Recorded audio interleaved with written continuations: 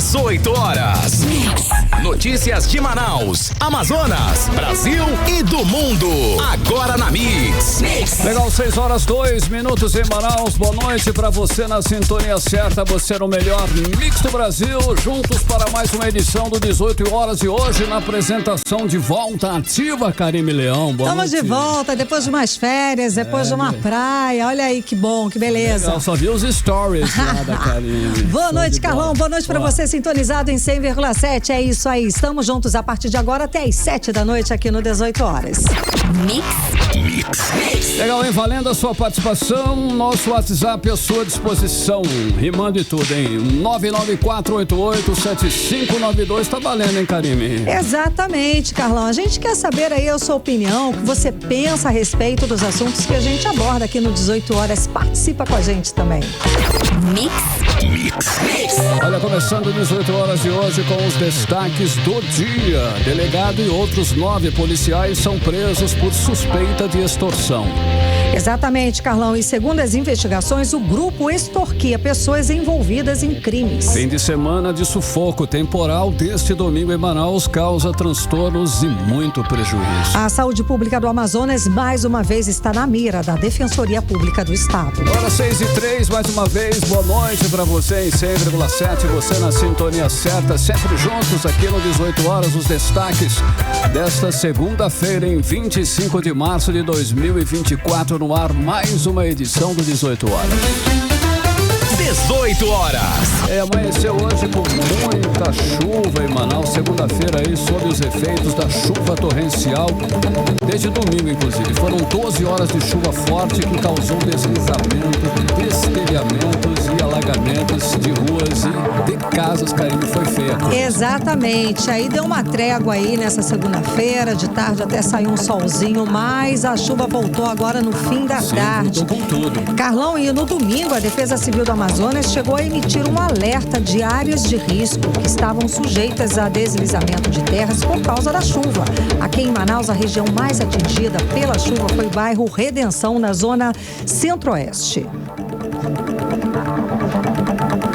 E foi muita chuva, né, Carlão? Por um longo período, que causou aí muitos transtornos, como você falou. A repórter Nathalie Moraes tem um balanço da Defesa Civil e conversa agora ao vivo com a gente. Boa noite, Nathalie. Então, sabemos aí quantas ocorrências foram registradas pela Defesa Civil da Prefeitura? Boa noite. Boa noite, Karime. Boa noite, Carlão. Boa noite, ouvintes do programa 18 horas. Tudo bem? Olha só, Karime. Chove muito ainda na capital amazonense nesse momento, mas segundo a Defesa Civil, até às 19 horas e 50 minutos deste domingo, foram registradas 32 ocorrências aqui na capital. O volume de chuva é assustador que caiu aí na nossa capital nas últimas 24 horas, né? Segundo os fluviômetros instalados pelo CEMADEM, o Centro de Monitoramento aqui da nossa capital, choveu cerca de 140 milímetros. E como você disse, Karine, uma das áreas mais afetadas pela chuva foi o bairro da Redenção, na zona oeste aqui da nossa capital. Por lá foram diversas ocorrências e aí vale a gente destacar que 4 casas desabaram durante a chuva deste domingo, durante um deslizamento de terra. Esse deslizamento aconteceu na Travessa Messejana, no bairro da Redenção, na Zona Oeste, no Beco Ana, né? E aí eu estive lá na manhã de hoje, e aí, segundo os moradores, foi por volta de 11 horas da manhã que parte do barro começou a ceder. E aí muita gente precisou sair correndo das suas residências, né? Mas felizmente, apesar do susto, todo mundo conseguiu sair em segurança e ninguém ficou ferido. Uma casa que estava no alto do barranco foi a primeira a desmoronar em cima das outras 3 casas.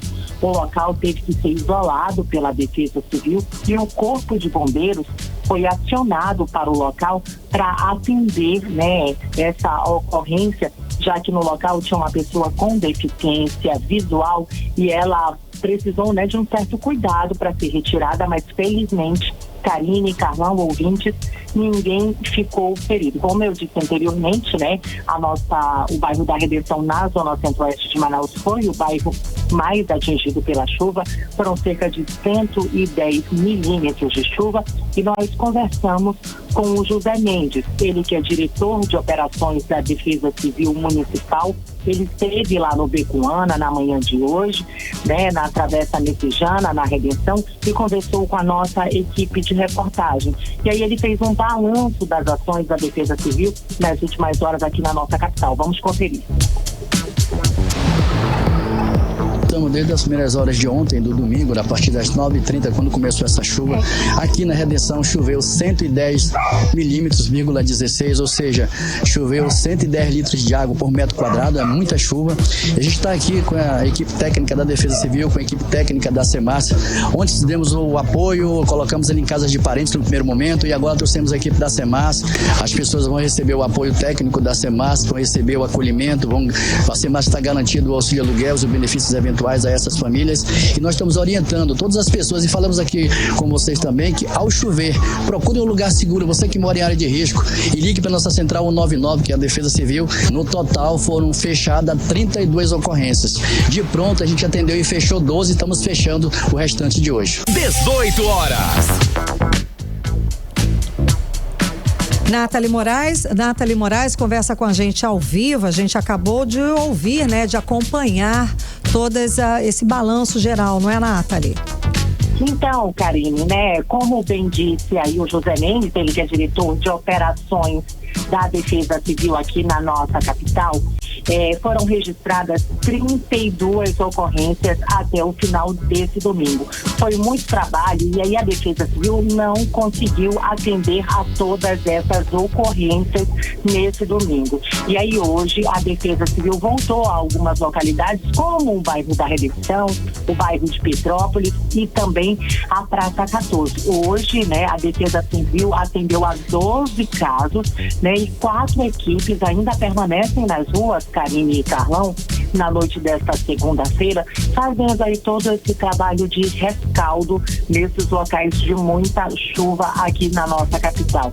Só para a gente ter uma ideia, na Zona Sul foram registrados 3 deslizamentos e uma solicitação de vistoria.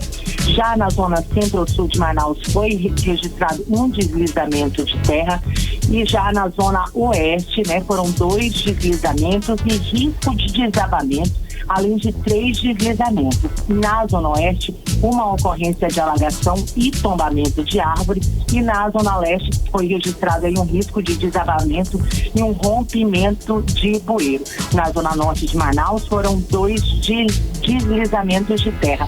Vale a gente reforçar, Karine, Carlão e ouvintes, como a gente ouviu agora há pouco aí o José Mendes falando, a gente tem registrado dias de chuva intensa aqui na nossa capital. Por isso, a população precisa ficar atenta, principalmente aquelas pessoas que moram próximas a áreas de risco. E aí, qualquer situação de emergência, é muito importante que você que esteja ouvindo a gente agora, ligue aí para 199, que é o DISC, né, auxílio da Defesa Civil Municipal, e também o 193, que é o número do Corpo de Bombeiros, que pode auxiliar você em qualquer situação de emergência. Nesse momento, Karine e Carlão, eu estou aqui na Zona Sul de Manaus, onde chove bastante, então por isso, né, principalmente para quem está dirigindo, está no trânsito, precisa ter muita atenção. Karine e Carlão, boa noite. Obrigada, Nathalie, pelas informações, né, Carlão? São várias ocorrências, hein? Exato. Preocupante, que situação, hein, como Karine? ainda está chovendo, né, Carlão, é aquela história, Todo né, preciso ter muito cuidado nessa volta para casa desta segunda-feira. O fato, né, Carlão, a gente sabe, Manaus não está preparada para enfrentar chuvas fortes, a gente vê isso ano após ano. Não há saneamento, milhares de casas foram construídas nas margens dos igarapés, a rede de drenagem está frequentemente lotada de lixo, e muitas casas foram construídas em locais que não deveriam, por isso aí tantas pessoas morando em áreas de risco. Sem planejamento nenhum. Sem planejamento urbano é essencial nesse processo. Exato. Aí, ou seja, quando chove muito, como aconteceu nesse domingo, é claro que há muitos prejuízos. Qualquer chuva um pouco mais forte causa toda essa confusão, todo esse prejuízo, né, Carlão? Karine, pessoas inclusive perderam aí pouco do que tem, né? Casas ficaram destruídas com deslizamento de barranco e com a enxurrada d'água. Foi forte. Manaus tem mapeadas aí pela Defesa Civil 1,6 mil áreas de risco. Então, é bastante, né? São muitas áreas. Isso significa dizer que temos aí cerca de 52 mil casas em áreas que não deveriam estar, né? Ocupando locais aí de risco extremo. E nessas casas moram aproximadamente 360 mil pessoas, hein? Olha esse levantamento, Karine. Pessoas, é claro, que sofrem e muito com todas as vezes que chove um pouco mais forte em Manaus. Imagina a tensão, né? Choveu... É um desespero. Como que dorme? Como é que foi a madrugada dessas pessoas? 360 mil pessoas vivendo nessa situação angustiante. O sofrimento é maior, claro, como quando a chuva acontece forte, demorada, como foi domingo inteiro. Começou de madrugada, né, Carlão? E foi domingo inteiro de chuva muito, muito forte. Vários vídeos a gente acompanhou nesse fim de semana, vários vídeos mostrando o desespero, a situação das ruas, a situação das casas completamente alagadas e as pessoas que perderam tudo, pessoas que demoraram, né, a vida inteira para construir, para ter aquelas coisas dentro de casa, numa noite, numa madrugada, perdem tudo. É uma situação calamitosa, de muita calamidade, muita tristeza, né, Carlão? Agora, até quando isso vai acontecer? Até quando o poder público vai permitir tantas casas, tantas pessoas, mais de 360 mil pessoas morando em áreas de risco, gente? É preciso ter uma reorganização, no mínimo, né, Carlão? E urgente, inclusive, hein, Karine? 6h13, você no melhor Mix do Brasil. 18 horas. Olha só, a Justiça transformou a prisão em flagrante para preventiva de um delegado, 3 investigadores da Polícia Civil, 5 policiais militares e mais 2 pessoas civis que foram presas em flagrante pelos crimes de extorsão mediante sequestro, porte de arma de fogo, associação criminosa, adulteração de veículo. É muito crime junto, hein? Carlão, exatamente. Com isso, foi o seguinte: a juíza Scarlett Braga Barbosa Viana, ela decretou a prisão preventiva do delegado Erickson de Souza Tavares, titular do 6º Distrito Integrado de Polícia aqui de Manaus, que estava aí no meio de todas essas acusações que você falou aí. No total, foram 11 pessoas presas numa ação em Manacapuru neste fim de semana. E o repórter André Meirelles está ao vivo aqui com a gente. Ele tem mais informações a respeito do caso. Boa noite, André. Então, o que está por trás aí da prisão desses policiais, 9 policiais civis, além do delegado? Vamos lá, o delegado Erickson de Souza Tavares. Boa noite, André. Muito boa noite, Karine Leão. Muito bem-vindo de volta também. Obrigada. Boa noite, Carlão, e boa noite aos nossos ouvintes aqui da 100.7 e também os internautas ligados aqui com a gente no YouTube. Olha, as informações são de que os suspeitos, né, esses 11 policiais envolvidos nesse crime, eles realizaram aquela prática de arroxo, que é um termo usado aí no mundo do crime, que isso significa que eles apreendiam as drogas de um grupo criminoso para vender, né, para disponibilizar para outro grupo criminoso, né? Os presos aí, como você mesmo disse, né, Karine, é o delegado Erickson de Souza Tavares. Ele, até então, titular do 6º Distrito Integrado de Polícia, né, o 6º DIP, que fica na zona norte aqui da capital, ali no bairro Cidade Nova, né? E também, não só ele está preso, mas além dele, outras 10 pessoas, né? Os investigadores Eliésio Alencar, o Anderson de Almeida e Alessandro da Cruz, né? Esses são investigadores da Polícia Civil, o sargento da Polícia Militar também, o Alexandro Conceição dos Santos, e os cabos Jósimo Diniz da Silva, Eldon Nascimento de Souza, Wesley Rodrigues da Silva, o Kemer Cruz, o Edivaldo Everton Pinto de Souza e o ex-policial militar Germano da Luz Júnior. Já um policial aí afastado também estava no meio aí desse grupo suspeito de cometer esse crime, né? Agora a gente vai acompanhar um trecho da coletiva de imprensa que aconteceu hoje, né? Onde tem a fala do delegado-geral Bruno Flagra da Polícia Civil aqui do estado do Amazonas, que ele ele falou como é que toda essa operação aconteceu, toda essa situação chegou aí desde dessa prisão desses policiais, que a gente também vai trazer mais informações, que já havia uma investigação desse grupo aí, dessas 11 pessoas, e acabaram que no dia da prisão eles já estavam cometendo outro crime aí, tanto também, né, aquele crime de cárcere e de sequestro. Vamos conferir a fala do delegado Bruno Flagra. Haviam denúncias de que policiais estavam cometendo crime de extorsão. Ontem houve a abordagem e os elementos de informação que foram colhidos naquele momento foram suficientes para que o judiciário decretasse o cárcere preliminar dessas 11 pessoas, dentre as quais 4 são policiais civis, 5 policiais militares e 2 civis. O Ministério Público acompanhou a operação, esteve presente durante a audiência de custódia e o Poder Judiciário entendeu que todo o procedimento foi feito de forma correta. Eles estão agora presos preventivamente, responderão pelos crimes de extorsão, adulteração de sinal de veículo automotor e porte irregular de armas de fogo. Foram apreendidos alguns armamentos, foram apreendidos os veículos e capas de colete, além de algumas placas balísticas. Então todo esse procedimento vai ser encaminhado. As investigações vão continuar e, além delas, medidas administrativas serão tomadas pela Corregedoria. 18 horas. Tá, então, a todos os ouvintes, também Karime e Carlão, a gente teve, ouvindo a fala agora do Bruno Flagra, ele que é delegado-geral da Polícia Civil aqui do estado do Amazonas, falou aí durante esta coletiva de imprensa que aconteceu hoje, né? E ainda conforme as investigações, todos são suspeitos de extorsão mediante sequestro, associação criminosa, ameaça, entre outros crimes, né? Ainda tem muitas dúvidas a serem esclarecidas, né?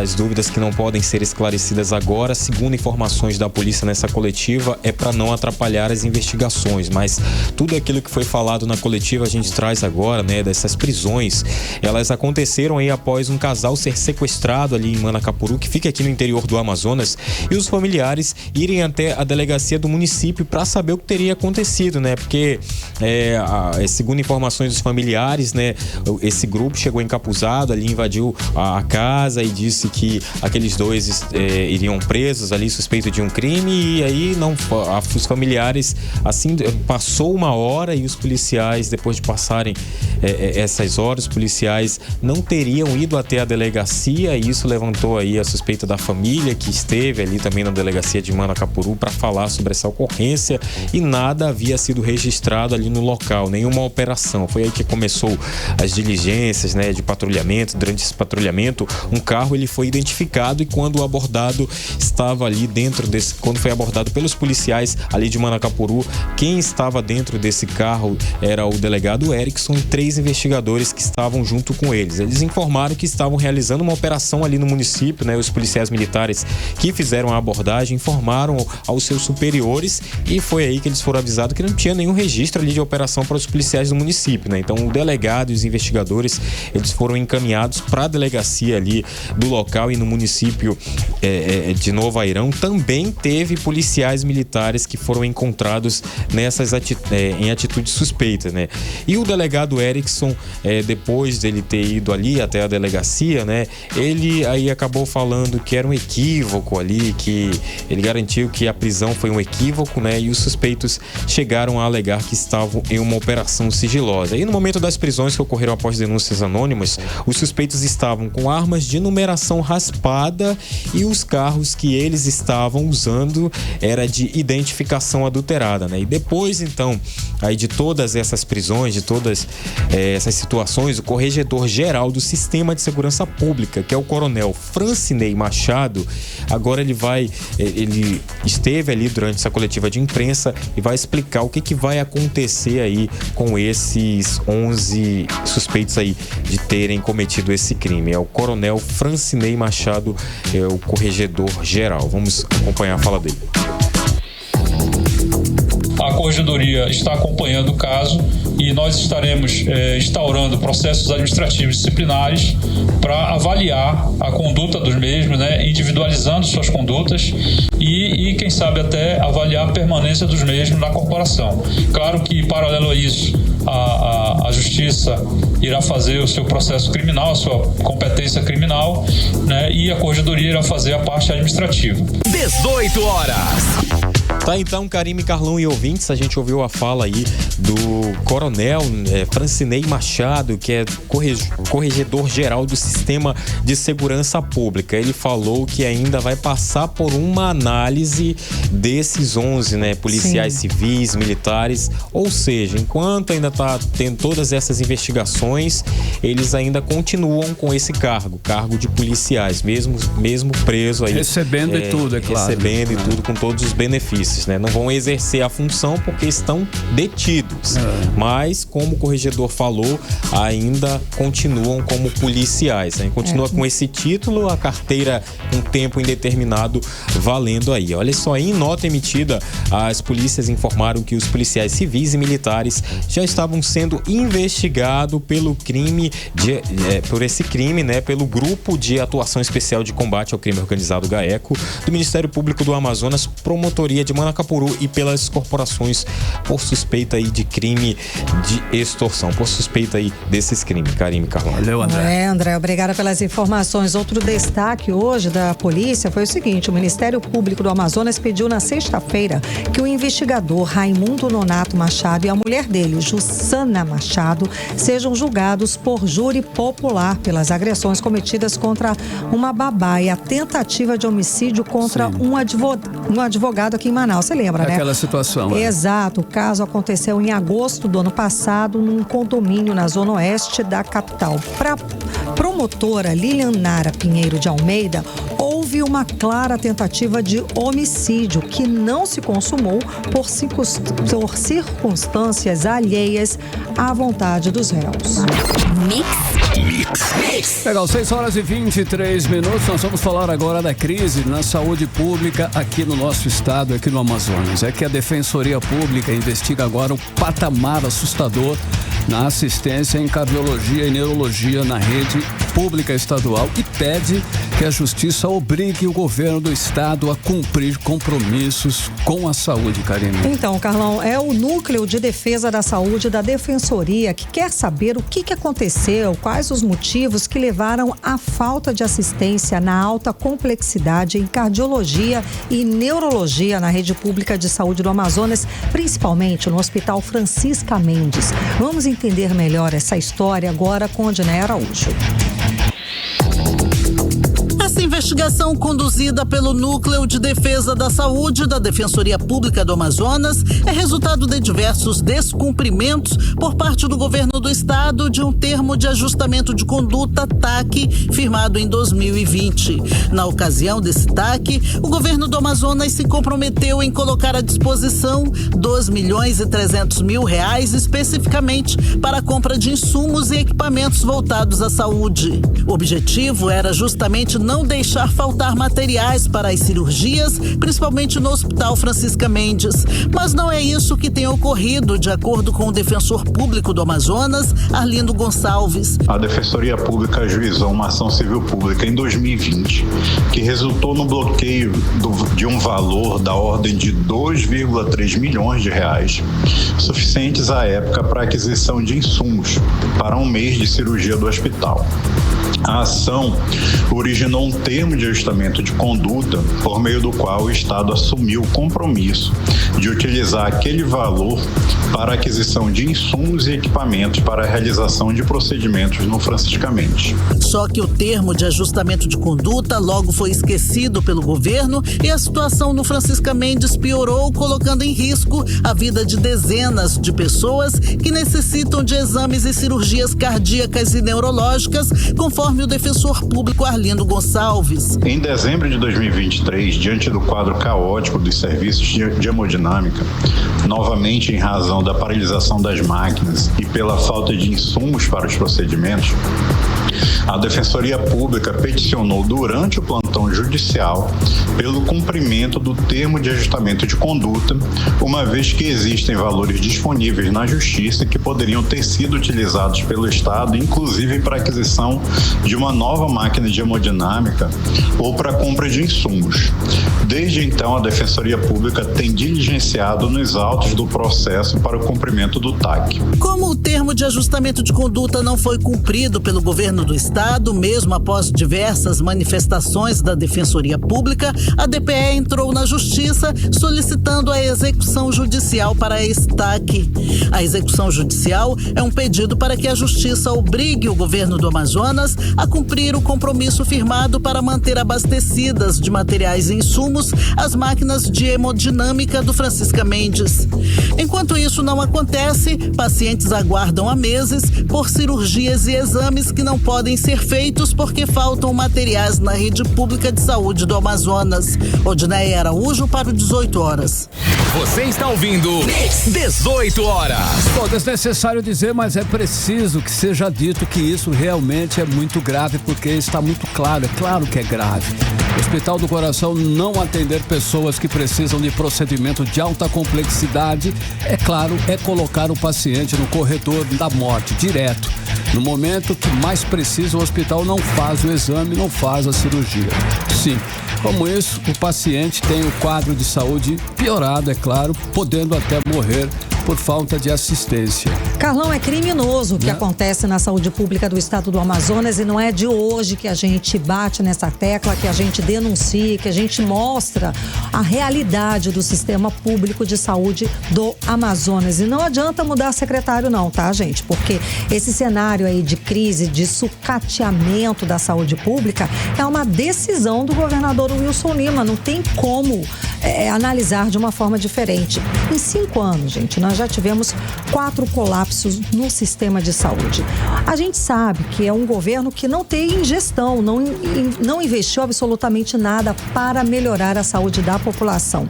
E é claro que o que se comenta é o inverso, né? O quê? Para onde vai esse dinheiro, né, Carlão? O que a gente imagina?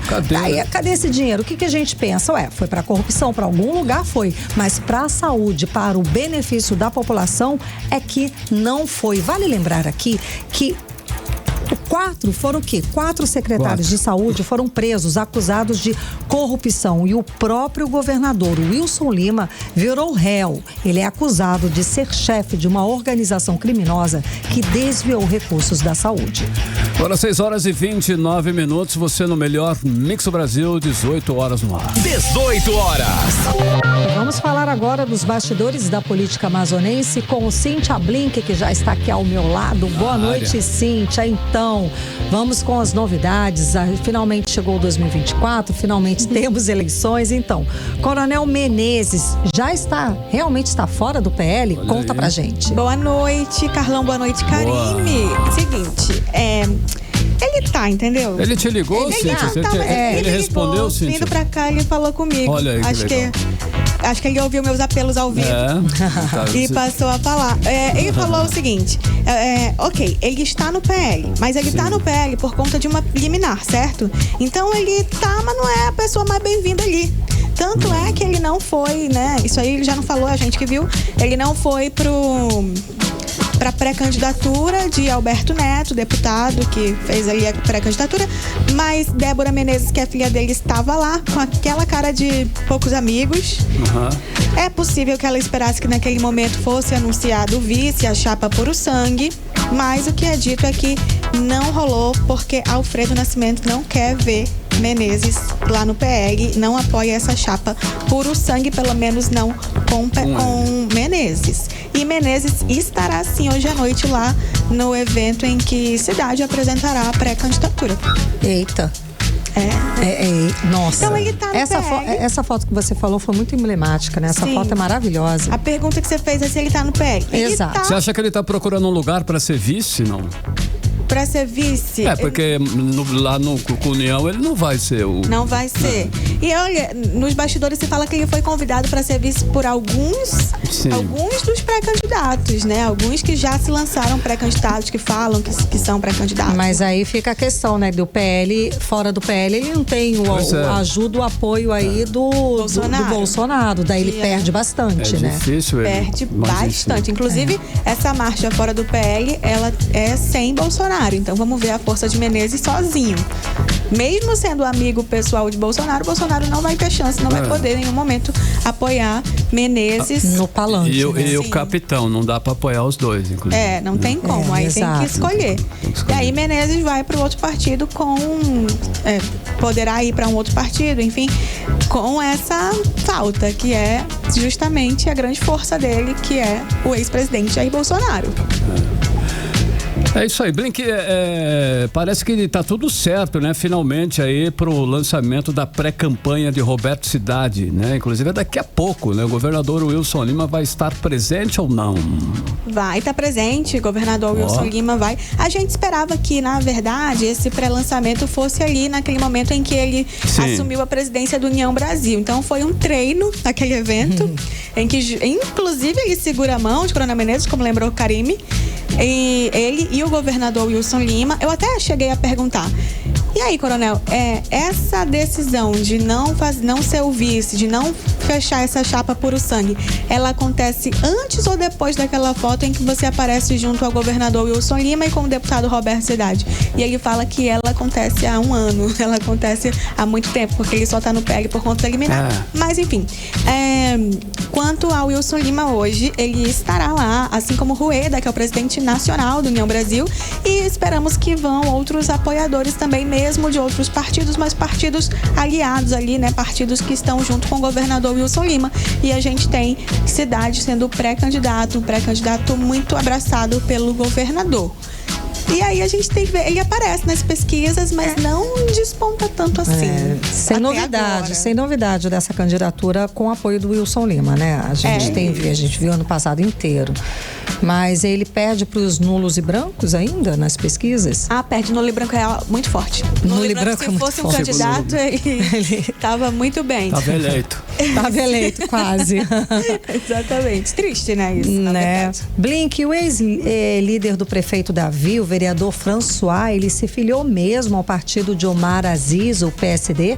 É isso. Ele estava sem partido e agora ele está no partido de Omar Aziz. Tem documento, tem foto ao lado de Omar Aziz. Omar Aziz, vamos lembrar, parceiro político de Davi Almeida. Então a gente está falando de um François que deixa de ser líder do prefeito, mas continua sendo uma base muito forte de Davi Almeida dentro da Câmara Municipal de Manaus. Então ele foi para um partido aliado ao prefeito. E então tá tudo em casa, entendeu? Ele não saiu... Como Menezes agora, por exemplo, sair de um PL para onde tem um outro pré-candidato. Então, François sai, mas permanece no grupo Davi Almeida. O Davi quietou lá no Avante, Blink? Ele continua a estar no Avante, ele segue no Avante. O que deve acontecer é Davi se aliar a outros partidos, porque, como a gente sabe, o Avante é amigo de tudo, né? Então ele não vai ter tempo de TV, não vai ter fundo partidário. Tempo de TV acho que é o que mais pesa nesse caso, porque é uma eleição que vai ser difícil, é uma eleição com concorrentes super acirrada, né? Exato. Sim. E a gente teve outras mudanças também entre os vereadores, viu? Nós tivemos Raif Matos saindo do Democracia Cristã, indo pro PL. Porque se Menezes não tá lá, mas o Raif tá indo pra lá. Sim. E Glória Carratti, perdão. Ela também vereadora, ela tá saindo do PL e indo para o PSB de Serafim Correia. Que é muita letra. Nossa, muita letra, é muita gente, muita troca de cadeiras. E a Glória, ela tá fazendo um movimento parecido com o de Menezes, só que ela tá indo mais ela tá indo pro grupo político de Wilson Lima, porque é o PSB de Serafim Correia, secretário de Wilson Lima, então ela tá saindo do PL para ir apoiar o grupo político de Wilson Lima, que tem como pré-candidato cidade. Então, assim, essas mudanças, elas têm um significado. São as pessoas se posicionando. O que para um vereador tem que ser muito bem pensado, porque lembra do sistema proporcional, você pode ser um vereador que ganha mais voto e ainda assim perder a vaga. E isso depende justamente do partido em que você tá. Então, porque quem ganha é o partido, né? O partido então tem toda uma estratégia a ser muito bem pensada e muito bem planejada para fazer esse movimento. Tem as alianças e tudo isso, mas precisa calcular.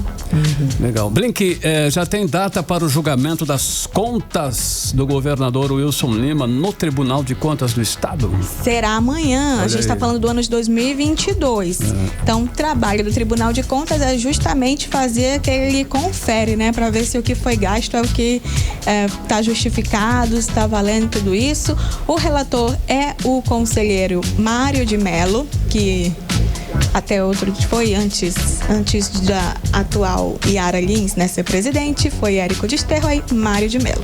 Então, ele ficou aí com essa missão de relatar essas contas. Então, é ele quem vai apresentar para o Pleno amanhã o que ele entende que deve acontecer, se devem ser aprovadas, se devem ser reprovadas, se deve ser aprovada com algum tipo de consideração, isso também pode acontecer. Mas o esperado é que seja aprovada sem grande dificuldade, viu? Vindo ali tá tudo em casa. Tá tudo em casa. Boa, Karine. Eu ia falar, você já sabe. Eu não ia dizer isso, vocês são incríveis. Tá tudo em casa. Então, eu acredito que ele não vai ter nenhum tipo de resistência na aprovação das contas, não, do governador Wilson Lima, falando de 2022, viu? Tá bom, então. Blink, obrigada pelas informações. Com mais informação pra você e vou estar lá no Cidade para ver tudo e trazer pra você também. Por favor, os bastidores que só você vê. Obrigada, Blink. Até amanhã. Valeu, Blink. Agora 6h37, você no melhor mix do Brasil. 18 horas. Olha aí, hein? O jurista Ives Gandra e ex-vice-governador do Amazonas, que é o Samuel Hanan, lança o livro Brasil, que país é este? Em Manaus, nesta terça-feira. Carlão, e o livro traz uma compilação aí de pesquisas e conversa dos autores sobre o país, principalmente a partir do final do século passado. Vamos acompanhar mais detalhes agora com Odinei Araújo. Quando um jurista e professor se junta com um engenheiro, empresário e ex-vice-governador apenas para conversar, já surgem diversos fatos. Agora imagine então quando eles, Ives Gandra da Silva Martins, o jurista e professor, e Samuel Hanan, o empresário e ex-vice-governador do Amazonas, se juntam para escrever. Aí surge Brasil. Que país é esse? O livro, que será lançado nesta terça-feira em Manaus, traz uma reflexão sobre as potencialidades de crescimento do Brasil e o quanto esse potencial é desperdiçado. A obra é fruto de conversas e pesquisas dos autores sobre problemas que têm afetado o país, principalmente a partir do final do século passado. De acordo com Samuel Hanan, o leitor vai ter acesso aos últimos acontecimentos do Brasil nos últimos 35 anos. O objetivo do livro é mostrar aos estudantes, sobretudo os estudantes, mostrar à população brasileira o que aconteceu no Brasil nos últimos 35 anos. Por que a população é tão empobrecida? E o livro demonstra isso. Nossos índices sociais são horrorosos. Nossos índices de média ética, comportamental, corrupção, pior ainda. E agora piora os índices de liberdade. Estão ficando bem enfraquecidos. O lançamento especial da obra Brasil, que país é este? Tem o apoio do Sindicato dos Auditores Fiscais de Tributos do Amazonas, o Sindifisco. Para a entidade, o lançamento do livro é uma oportunidade de debater sobre os rumos do Brasil e reflexão a partir dos conhecimentos trazidos pelos autores. Por isso, o Sindifisco vê a oportunidade como ideal para promover debates e iniciativas que contribuam para o desenvolvimento e o crescimento do país. O livro Brasil, que país é este? Vai ser lançado nesta terça-feira às 19h no auditório Naide Lins, na unidade 2 da Faculdade FAMetro. Odinei Araújo para o 18 horas. Você está ouvindo 18 horas. 6 horas e 40 minutos, você no melhor mês do Brasil. Continue aí em 100,7, ligadinho no 18 horas. Daqui a pouquinho, caso Marielle Franco. Câmara analisa o processo de prisão do deputado Chiquinho Brazão. Nosso assunto é instante já aqui no 18 horas. 18 horas. Agora é tempo e temperatura. Com ela, Karime Leão. E é para amanhã. Previsão do tempo. E segundo informações do Clima Tempo, para esta terça-feira, a previsão é de sol e aumento de nuvens de manhã, com pancadas de chuva à tarde e à noite. A mínima prevista de 24 graus, a máxima não deve passar dos 31 graus. As chances de chuva são de 65%. E a umidade relativa do ar fica entre 66% e 95%. Mix. Olha lá, o nosso Rio Negro, ele subiu mais 6 centímetros de ontem para hoje, elevando o nível das águas no Porto de Manaus para 23 metros e 33 centímetros acima do mar. E olha só, hein, nesta mesma data no ano passado, o Rio Negro estava 2 metros e 42 centímetros mais cheio. Mix.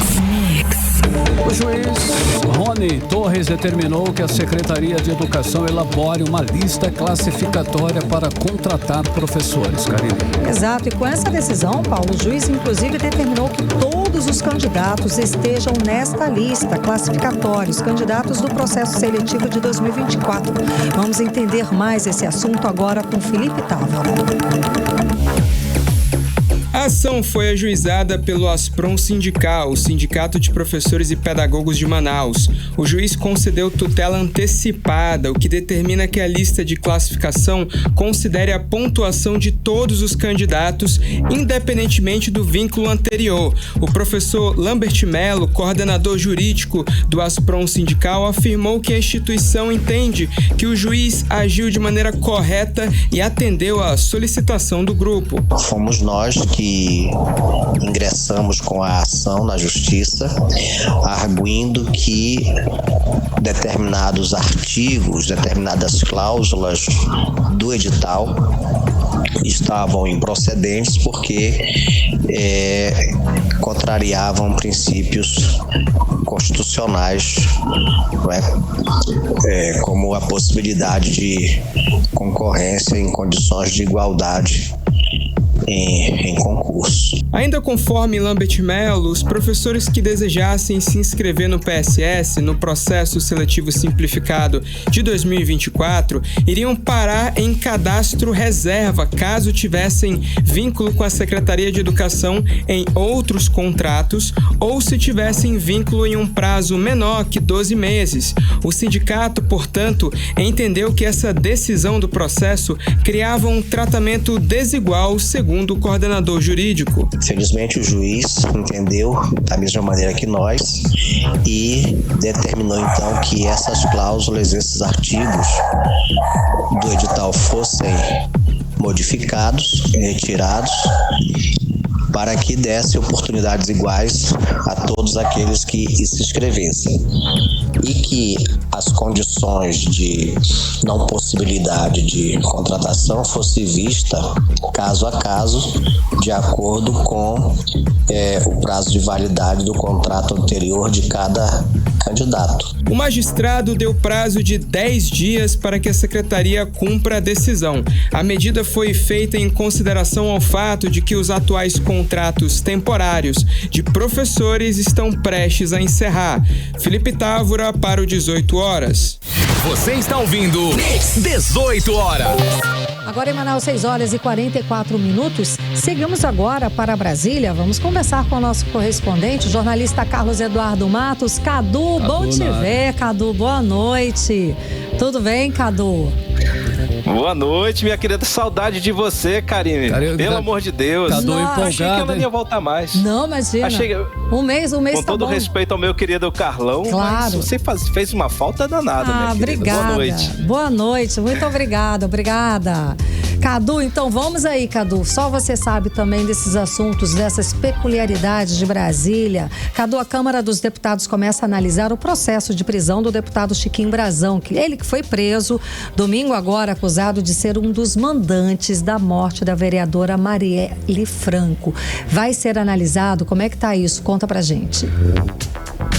Olha, vou contar essa história, vou tentar ser bastante didático, porque além de ser a questão do rito processual, tem a questão da questão política, né? Sim. Se vai rolar ou não, enfim.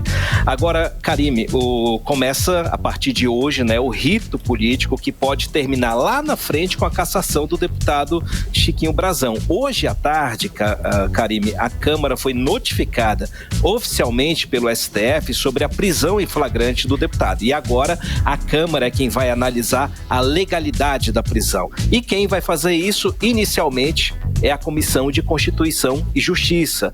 Para que o nosso querido ouvinte possa entender, Karine, está previsto na Constituição que um parlamentar federal ele só pode ser preso em flagrante. E a imunidade parlamentar, onde é que fica? Tem gente que fala que o parlamentar não pode ser preso, ele pode. A imunidade parlamentar ela tem limite. Em caso de flagrante, é tranca, viu? Mas para que ele possa continuar preso, a Casa Legislativa a qual ele pertence vai autorizar a manutenção da prisão. No caso do Chiquinho Brazão, é a Câmara dos Deputados. Karime, a CCJ, ela já designou agora à tarde um relator para esse caso. É o deputado Darcy de Matos. Ele é do PSC do estado de Santa Catarina. É um parlamentar mais de centro, ele é menos ideológico. A gente sabe que a CCJ, hoje, ela é comandada por uma parlamentar, uma deputada da extrema-direita. Esse aí, o relator, ele é mais de centro. E ele já adiantou, o Darcy já disse aí que o parecer dele deve ser pela manutenção da prisão. Então amanhã, às 2h, a CCJ vai se reunir para discutir o parecer do deputado. Até amanhã ele entrega isso. Então, em seguida, o parecer vai ser encaminhado ao plenário. Ou seja, o Darcy ele só vai ler na CCJ. Agora, a votação vai acontecer no plenário. É aí que tá a bronca, viu, Karime? Essa semana vai ser curta por causa da Semana Santa. O Arthur Lira já havia definido que todas as votações vão ser híbridas, ou seja, presenciais ou digitais, por meio do Infolega, biometria lá no celular, enfim.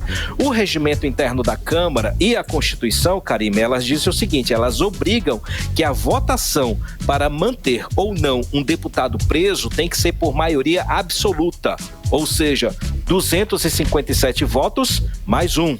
E aí tem muito deputado que não vem para Brasília.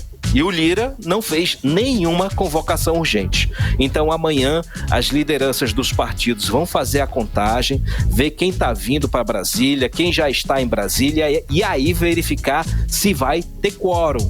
Se tiver quórum, vota amanhã ou quarta-feira. Se não tiver quórum, a sessão nem começa. Se não rolar amanhã ou quarta, então só daqui a 2 semanas, tá? E se a Câmara demorar muito, há fortes chances do Chiquinho Brazão ser solto da cadeia. Olha a situação. Então vamos aguardar. Se amanhã rolar a votação, eu conto aqui para vocês, porque aí é outro rito, tem outra história jurídica aí para acontecer. Mas o Chiquinho Brazão vai ter que subir na tribuna para se defender. Não é advogado não, é ele quem vai ter que subir. Agora, Karime e Carlão, sobre esse caso Marielle, né? Ele é muito polêmico, né? Por ele ser um crime político, claro, porque Marielle foi morta no exercício da atividade de vereadora. Esse crime acabou se tornando uma narrativa política dos dois lados, né? A extrema-direita despeja muito ódio, inclusive sobre a memória de Marielle, porque ela foi morta combatendo um dos braços de apoio a Bolsonaro, que são as milícias. E a extrema-esquerda, por sua vez, ela tenta conectar o assassinato de Marielle à família Bolsonaro e provavelmente não vai conseguir. O Ministério da Justiça já disse que o caso vai ser encerrado do jeito que está. Mas será? Aí vem a pergunta, né? Será que Marielle finalmente vai descansar em paz? Eu acho que não. Os dois lados vão continuar se retroalimentando, né, Carlão? Fazendo uso do nome de Marielle. Infelizmente, a prova continua. Dela e a irmã dela. Sem dúvida, né? Estão aí, estão né? Lá em cima. Elas não vão sossegar, fazem parte aí do governo, né? É a narrativa, porque tem eleição, né? Bolsonaro é o maior cabo eleitoral do PL da ala da direita, então tem que enfraquecer esse cabo eleitoral para que as candidaturas se inviabilizem. É o jogo. Toda a história, né? O que puder falar. Exatamente. É válido. Aí fechou esse assunto, Cadu? Não, tem mais. Fechou por enquanto. Amanhã a gente volta com mais assuntos sobre isso. Olha só, outro assunto aqui. A ida de Bolsonaro à Embaixada da Hungria.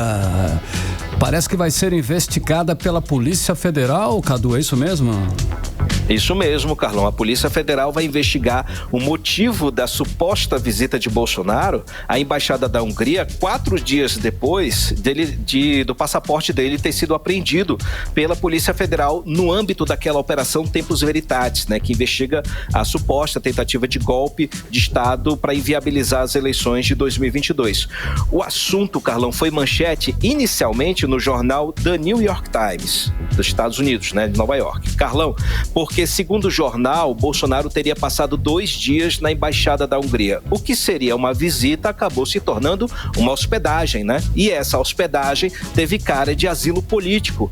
Há suspeita, porém não há provas ainda. E é isso que a Polícia Federal está investigando, Carlão e Karime. Porque se o ex-presidente buscou asilo político na Embaixada da Hungria, sendo ele alvo de uma operação que apura crimes justamente contra a democracia, é motivo para um pedido de prisão. Então, Bolsonaro vai ser preso? Por enquanto não, viu?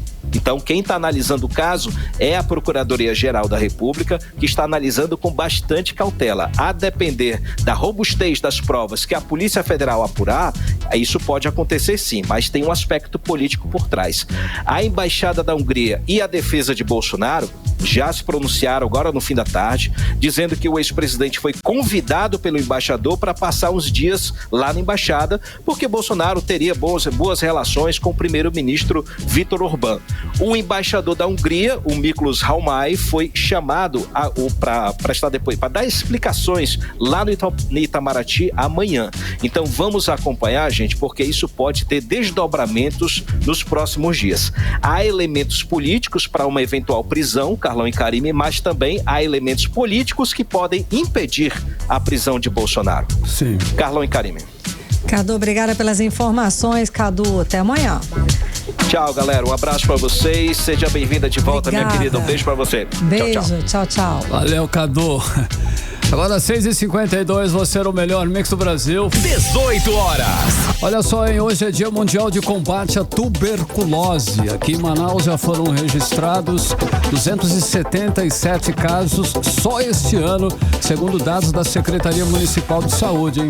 Carlão, e de acordo com o Ministério da Saúde, o Amazonas tem a maior taxa de incidência de tuberculose e mortalidade do país.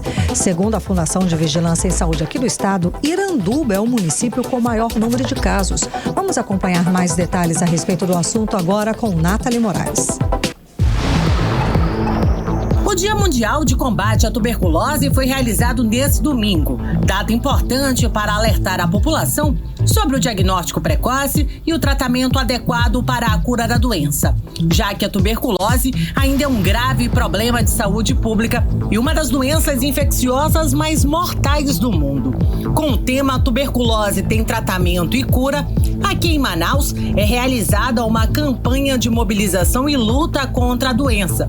Essa campanha vai até o dia 27 de março, como explica o chefe do Núcleo de Controle da Tuberculose da Sensa, o enfermeiro Alexandre Nomata. A tuberculose é uma doença infecciosa e transmissível que afeta principalmente os pulmões. O principal sintoma é a tosse e por isso recomendamos que as pessoas com tosse por mais de 2 semanas procurem uma das unidades de saúde da rede municipal para a realização de exames. Por ano, a tuberculose afeta cerca de 80 mil pessoas no Brasil. Em 2023, Manaus registrou cerca de 2.816 casos da doença, sendo uma das capitais com maior incidência da doença, de acordo com dados do Ministério da Saúde. Nesse ano, só aqui em Manaus já foram registrados 277 casos de tuberculose, segundo dados da Secretaria Municipal de Saúde. A tuberculose é uma doença transmissível e o diagnóstico tardio não apenas agrava a situação de saúde de um paciente, mas também mantém a cadeia de transmissão e também a ocorrência de novos casos, como explica o especialista. A tuberculose ela tem cura, tendo que o tratamento dura no mínimo 6 meses. Dessa forma, as unidades de saúde da Sensa realizam diferentes estratégias executadas pelos distritos de saúde durante todo o mês de março. No âmbito do município, a campanha tem como objetivo intensificar as ações à busca ativa de sintomáticos respiratórios, que são os casos suspeitos, e de avaliação das pessoas que são contatos dos pacientes diagnosticados relacionados com a doença. Reforçamos para a comunidade a importância das medidas de prevenção da doença, a vacinação com BCG quando criança, manter ambientes bem ventilados e com entrada de luz solar e o tratamento da infecção latente, que é uma importante estratégia de prevenção para evitar o desenvolvimento da tuberculose na sua forma ativa. O diagnóstico e o tratamento são gratuitos e oferecidos pelo Sistema Único de Saúde, o SUS. Nathalie Moraes para o 18 horas. Você está ouvindo 18 horas. Olha só, a Polícia Civil do Amazonas prendeu 3 homens e uma mulher por falsificação e comercialização de atestados médicos e certidões de óbito aqui em Manaus. O repórter André Meirelles tem mais detalhes. Um grupo suspeito de falsificar e vender atestados médicos foi preso na última sexta-feira em Manaus. A quadrilha também é investigada por falsificar certidões de óbito. De acordo com a polícia, as investigações sobre a venda de documentos falsos começaram há 15 dias, depois da identificação de um perfil em uma rede social oferecendo o serviço ilegal de venda de atestados e certidões.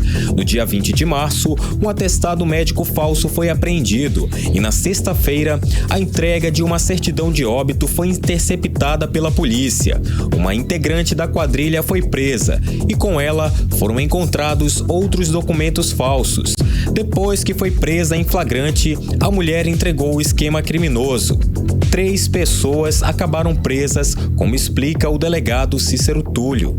Dando andamento, então, nessas diligências policiais, foi possível prender outras 3 pessoas envolvidas nesse esquema criminoso e coletar aí centenas de atestados médicos falsificados, blocos de atestados médicos ainda em branco e diversos carimbos que eram utilizados aí para a confecção e falsificação desses atestados.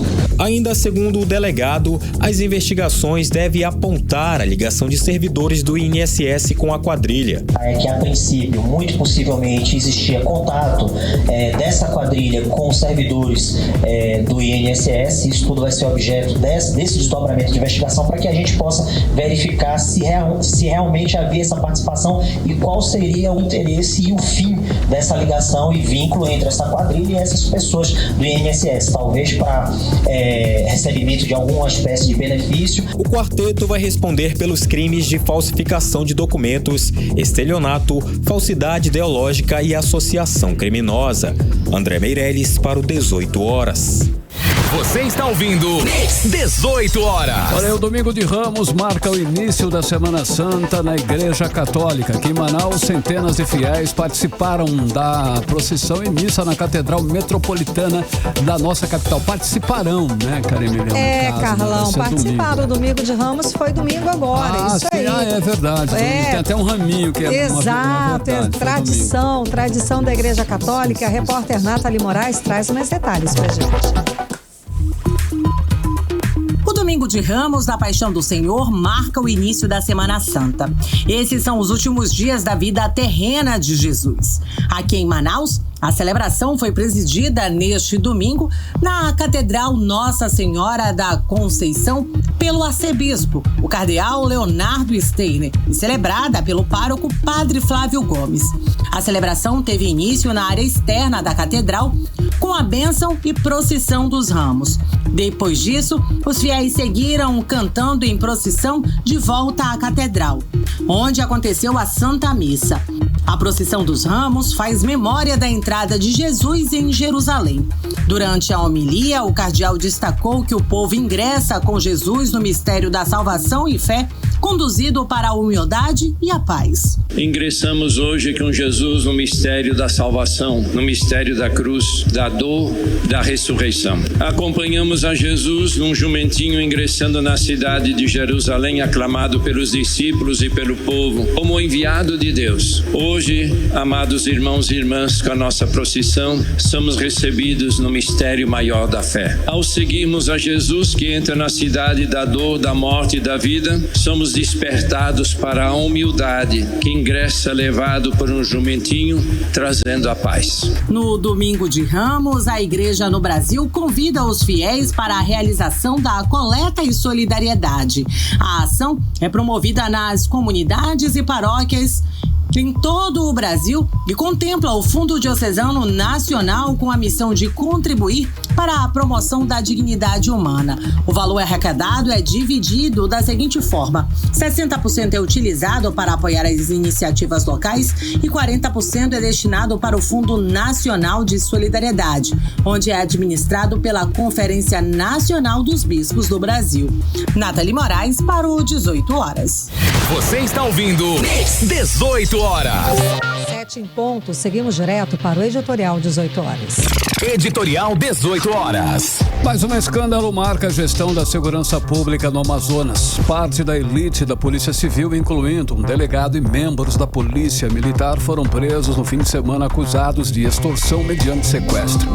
O sequestro é um dos principais crimes de organizações criminosas que levam o terror às populações de vários países latino-americanos. Os policiais presos aqui no Amazonas já vinham agindo há algum tempo.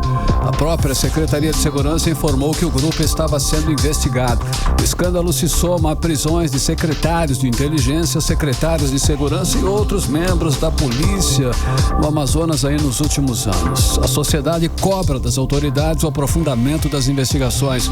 É preciso saber até onde as forças de segurança no Amazonas estão envolvidas com o crime organizado e principalmente o que está sendo feito efetivamente para combater os criminosos que agem dentro do sistema de segurança pública. 18 horas.